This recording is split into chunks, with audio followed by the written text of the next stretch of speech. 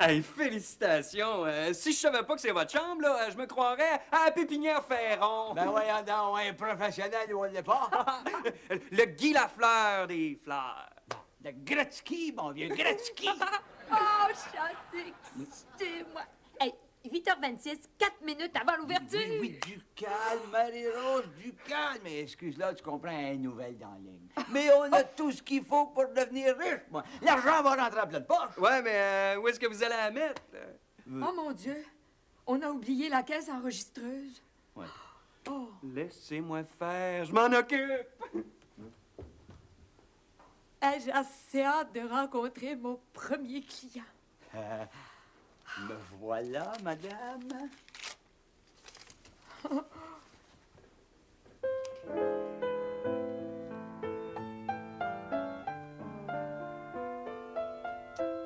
Je t'aime, Hector.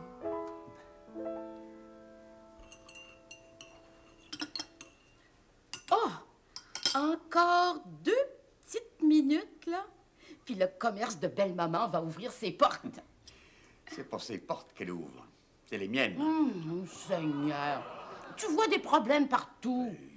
Je sens l'épée de Damoclès au-dessus de ma tête. Damoclès? Ils ont-tu engagé un nouvel employé? Mais tu vas pas à l'école, toi? Ah, j'ai pas de cours avant 2 heures. Oh! Mais qu'est-ce que tu fais? Ben, ils ont pas de caisse enregistreuse. Ça va faire l'affaire pour aujourd'hui, hein? Le fun commence. Mais je suis contente que tu prennes ça de même. Moi aussi, je trouve ça le fun. Bon, ben pour une fois, on est d'accord. Tu vas me rendre fou. Ah ben ça, t'es capable de le faire tout seul, Bertrand. Et réalises-tu ce que ça peut faire, un commerce dans une maison? Oui, ça fait de la vie. C'est assez plate ici. J'ai fini de passer mes journées toute seule. Grâce au commerce de Marie-Rose et d'Hector, ma vie va devenir une grande réception, un party à longueur de journée. Bonjour monsieur, bonjour madame. Mais si t'as autant de temps libre que ça, pourquoi est-ce que t'essayes pas de te rendre utile? T'as raison, Bertrand. Monsieur, madame, prendriez-vous un café en attendant? Un petit biscuit, peut-être, hein? Ça y est, elle va nourrir les clients dans ma maison avec mon argent. Mais tant qu'à y être, ouvre donc une œuvre de la soupe dans le saladinet. C'est pas effrayant. C'était juste une fâche, là, hein? Bertrand, te rends-tu compte que si Marie-Rose et Hector ont beaucoup de clients... Mais ils en auront pas. Ces clients-là, ça va avoir faim. Plus ils vont avoir de clients, plus ils vont attendre, plus ils vont attendre, plus ils vont avoir faim. Ben, c'est le principe du saucisson de 9h moins quart, mais arrangé autrement. J'en ai tout entendu. Ça pourrait devenir le départ d'un nouveau commerce, le mien. Gertrude, t'ouvriras pas un snack bar. Mais qui c'est qui t'a dit que c'était ça que je voulais faire? Je lis dans ta pensée. Bon, ben, si tu lis si bien dans ma pensée, là, tu dois t'apercevoir que je voudrais commencer en tout petit, hein? Pour le matin, seulement des brioches puis du café. Le midi, de la tourtière. Ça fait fleur, de la tourtière. Ça vient de la terre, hein? Des hot dogs, puis des hamburgers, puis des patates frites pour les jeunes. Oh! Et puis de la pizza! Hein? La pizza au fromage, au pepperoni, aux anchois, et puis de la crème glacée, hein? Des bananas split, du lait au chocolat. Ça, c'est correct pour toi. Maintenant, qu'est-ce que c'est que tu vas leur servir à tes clients? J'ai même trouvé le nom de mon magasin. Gertrude McDonald. Fais donc vendre du popcorn à Pierrot, tant qu'à y être. Ah ben c'est une bonne idée, ça, Bertrand. Il se plaint toujours que son allocation est trop petite. Oh, on va tous devenir riches, Bertrand. Un Gertrude McDonald ici, un Gertrude McDonald à Pointe-aux-Trembles, un Gertrude McDonald à Saint-Hyacinthe, un Gertrude McDonald à Kamouraska. Mais ben, étant donné que Marie-Rose n'aura pas de clients, adieu vos vaches cochons couvées. Bertrand, j'ai le droit de m'épanouir comme toutes les autres femmes. Ah non, dis-moi pas que t'es rendu dans cette gang-là. Je suis tannée de servir rien qu'à faire à manger. J'ouvre un restaurant. Voyons, Je Gertrude. suis tannée d'être une servante. Gertrude! Fini d'être une servante. Dorénavant, je suis une waitress. C'est pas possible. tannée, là, moi, de passer ma journée, toute ma vie, à faire à manger dans ma cuisine. Mais Gertrude, si t'es waitress puis t'ouvres un restaurant ici, tu vas être jour et nuit dans ta cuisine. Ben, je vais transporter le poêle dans ton bureau. Oh non, là, c'est assez. Tu vas pas transformer ma maison en shopping center. Choque-toi pas, Bertrand. Ben, il faut quand même que quelqu'un garde sa tête ici. Mais coudonc! Je suis pas capable de tout faire, moi, ici dedans. Je suis également votre première cliente. Écoute, avec la rose que je t'ai achetée, ben ça fait déjà 6 piastres de rentrée, ça. Hey, au train où on s'en va, on n'aura plus besoin de clients du tout. Attention, là, commencez pas à manger tous vos profits, là. Je les mange pas, je les sens. Attention, là. On rouvre dans exactement 15 secondes. 14, 13, 12, 11, 10. Ah, j'en peux plus, moi, je peux le voir, mon premier client. Attends, 5, 4, 3. Oh non, au diable, j'ouvre avant le temps.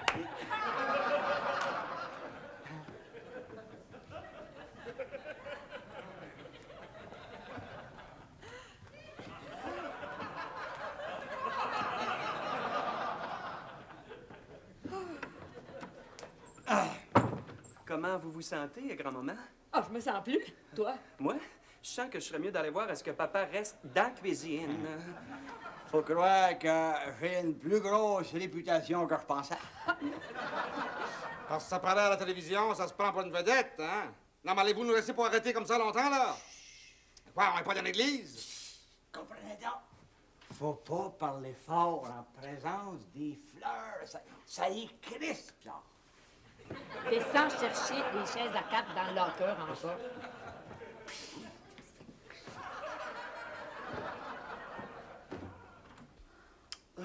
Ouais, un seul petit client. C'est pas ça qui va les rendre riches. Je le savais. Voir si on part un commerce demain. Bon, moi, je vais y aller. Pas tout de suite, papa. Je vais te parler. Je veux apprendre à te connaître. Tu comprends? T'es mon idole, hein? Si je veux être comme toi quand je vais être grand. Mais es-tu tombé sur la tête, Pierrot? Pour une fois qu'il dit quelque chose d'intelligent. Mon petit Pierrot, tu peux pas devenir comme moi du jour au lendemain. Oh non! Dieu merci, quand il sera devenu, il habitera plus ici.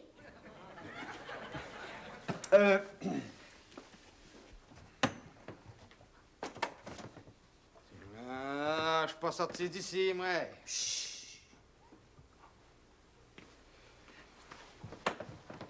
Madame, si vous voulez me suivre.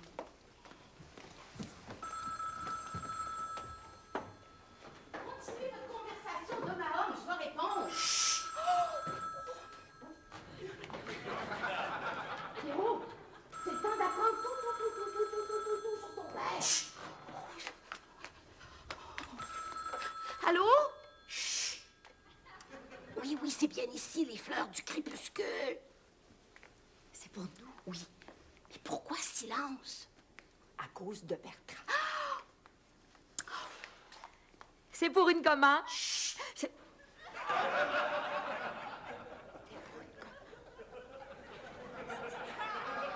C'est donc intéressant de te connaître, papa.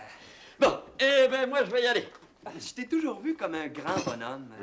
Tellement grand que si un jour, on sait pas, si un jour le commerce de grand-maman marchait tellement fort que ton salon devienne leur salle d'attente, là, je suis sûr que ça te ferait rien. Je suis peut-être grand, mais pas à ce point-là. Laisse-moi passer. Je peux pas. Comment ça, tu peux pas? Il peut pas, parce que je lui ai rappelé de te dire qu'il fallait que tu prennes les vidanges en t'en allant. Les vidanges, je passe rien que demain. Mais c'est justement, je veux pas les manquer, hein? Quoi? Ah, t'es donc grand face à maman, papa. Et t'es donc grand.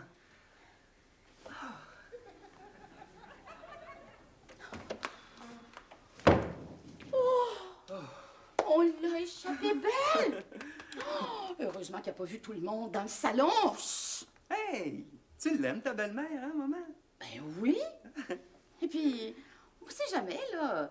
la façon dont son commerce part, peut-être qu'un jour, elle aura une job pour moi. Mais la question que je me pose, c'est pendant combien de temps on va pouvoir empêcher ton père d'aller au salon? Pas pour la gloire, maman. C'est juste leur apparition à la télévision d'hier qui a fait le boom de ce matin. Demain, ça va être plus calme. Merci.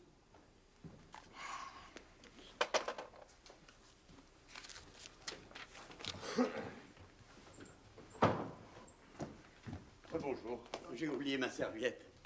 Bonjour tout le monde.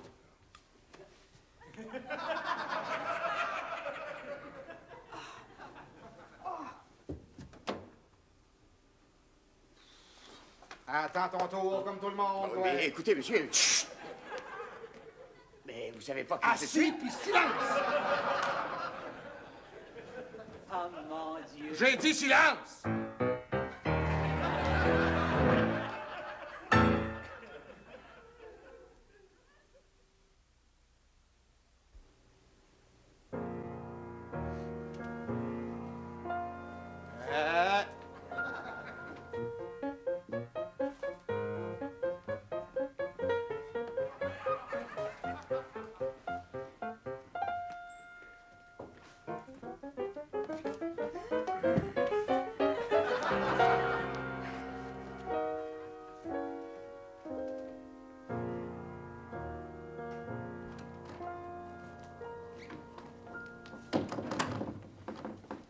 Oh, quelle belle fleur. C'est pour des funérailles? Non, c'est pour une naissance. Oh, elles sont magnifiques.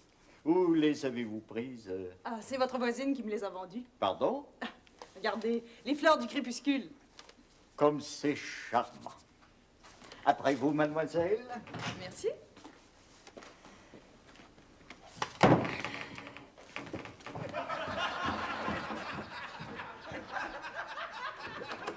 Madame Séguin! Chut! C'est qui celui-là? Je le connais pas. Madame Séguin! Ah, un autre qui veut passer en avant de tout le monde, là. Hey, laisse-moi. Attends ton tour, comme les autres. Je proteste, monsieur. Chut! Je proteste, Bertrand. Chut!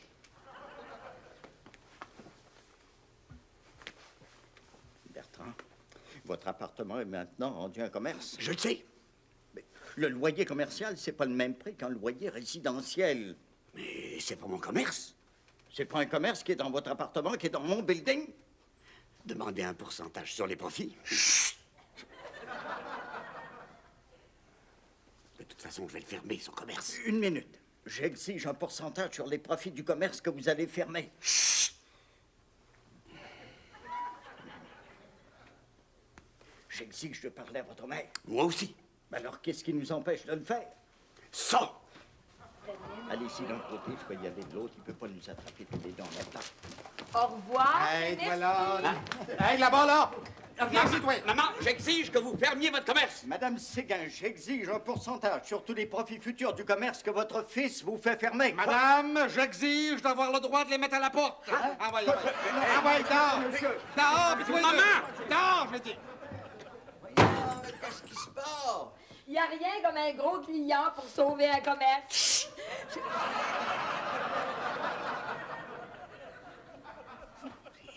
Est-ce que vous réalisez, Arthur, que je viens de me faire mettre à la porte de chez moi par un inconnu? Et vous? Réalisez-vous que je viens de me faire mettre dehors de chez vous, qui fait partie de mon chez-moi, par votre inconnu?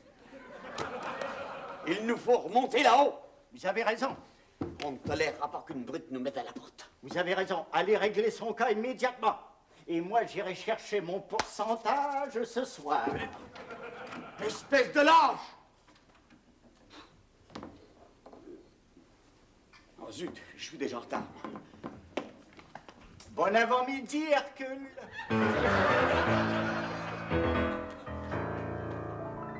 Oh, dis donc, madame. Bon, je pense que vous allez l'aimer, votre plante. Bonjour et merci.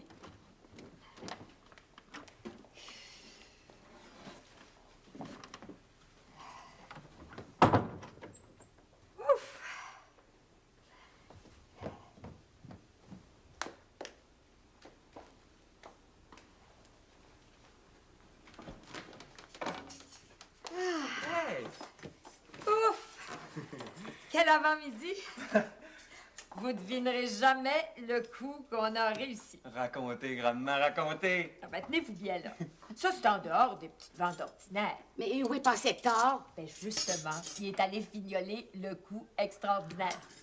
Puis après, on dira qu'une vieille est pas capable d'être une bonne femme d'affaires. Oh, j'ai jamais dit ça! Maman, laisse grand-maman parler, là, qu'on sache ce qui s'est passé. Bon, ben, vous savez, là, le gros monsieur, là... Oui, celui qui disait toujours chut, chut quand Maman. il voulait...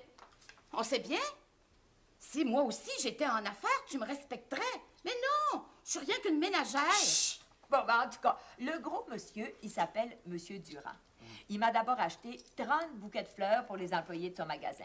Oui, c'est le 20e anniversaire de sa compagnie. Puis après. Ah ben après, là, j'ai été géniale. Ah. Je lui ai dit, décorez-vous votre magasin pour Noël.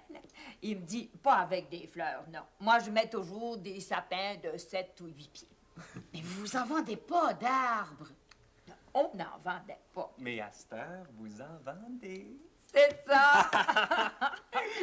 Alors, j'ai consulté le dépliant de notre grossiste. Il y en avait. 20 $ l'arbre. J'ai demandé 22 chaque. Il a accepté. Il m'en achète 20. Oh, ben, félicitations, belle maman, félicitations! Hey, 40 $ juste parce que j'ai pensé vite. Fait que j'ai envoyé Hector régler tout ça chez le grossiste. Grand-maman. Et puis, M. Durand revient à 12h30, saigné de tout ça. Ah, je suis folle, j'ai assez folle! Grand-maman. Grand-maman, Oh, j'ai assez hâte de voir la tête de Bertrand quand il va savoir ça! Ouais, mais où est-ce qu'ils sont, vos lunettes? Ben voyons, je les mets pas au travail. Ça donne bien mauvaise impression aux clients. ça. Vous devriez. Et plus encore, vous auriez dû. Hein? Ben, le prix du gros, c'est pas 20 $ de l'arbre, c'est 30 piastres de l'arbre. là. C'est le temps, là. Mettez-les, vos lunettes. Oh, moi j'ai toujours dit, chacun son métier, puis les pièces seront bien gardées. Qu'est-ce qu'une vieille femme vient faire en affaires aussi? Oh mon Dieu! Mais qu'est-ce qu'on va faire? 22. Je perds 8 $ par arbre. Multiplié par 20, ça fait 160. Oh mon Dieu, c'est la faillite. Ben non, c'est pas si pire que ça, là, grand-maman. Là, énervez-vous pas, là. Bon, venez, on va tout arranger ça. Oh mon Dieu.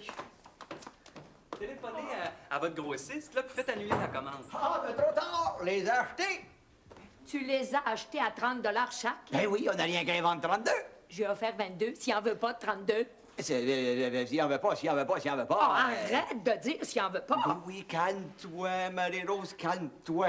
Qu'est-ce qu'on va faire, Pierrot? Calme-toi, veux-tu? Calme-toi. Qu'est-ce qu'on va faire, donc, Pierrot? Ah, c'est pas si grave que ça en a l'air, là. Faites annuler votre chèque. Ouais, ben, c'est parce que j'ai payé cash, moi.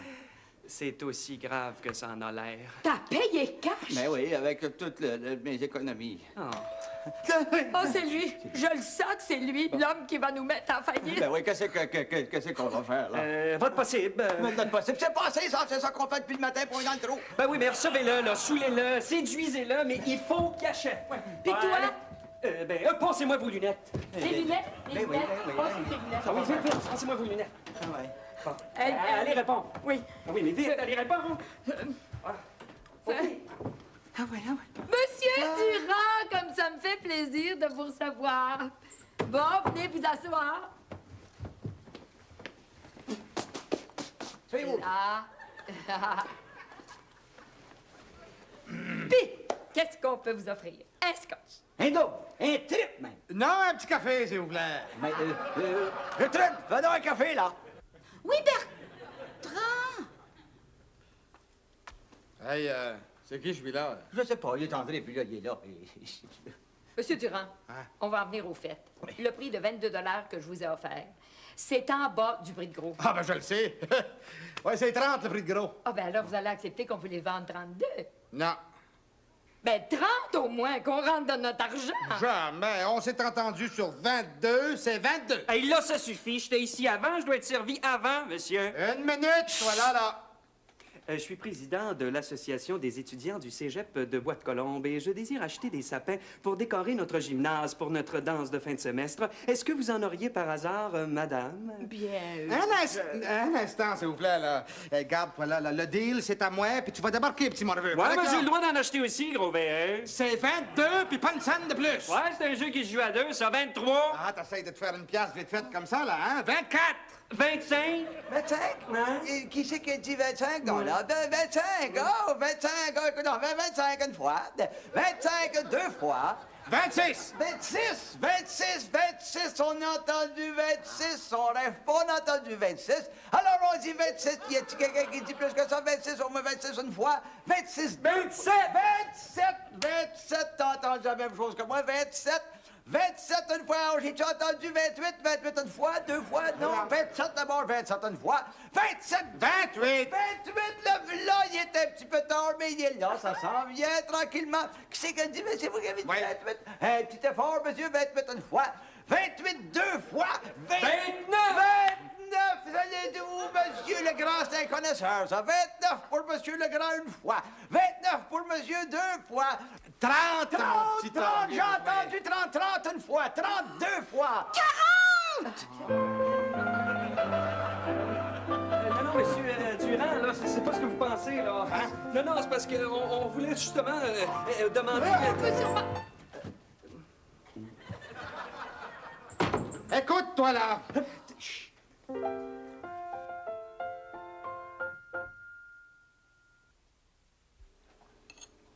Que ce soit une leçon pour vous, maman.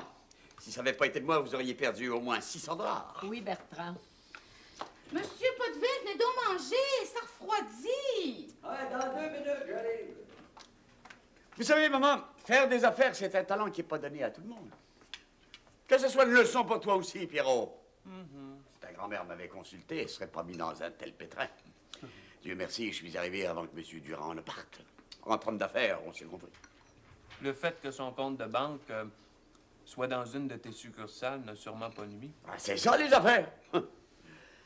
La chance sourit toujours à ceux qui, comme moi, prévoient tout.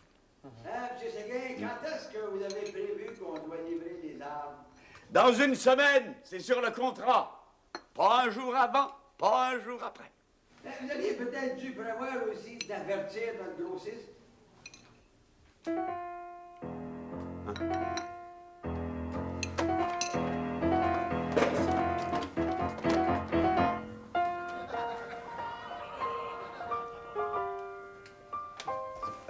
Merci beaucoup.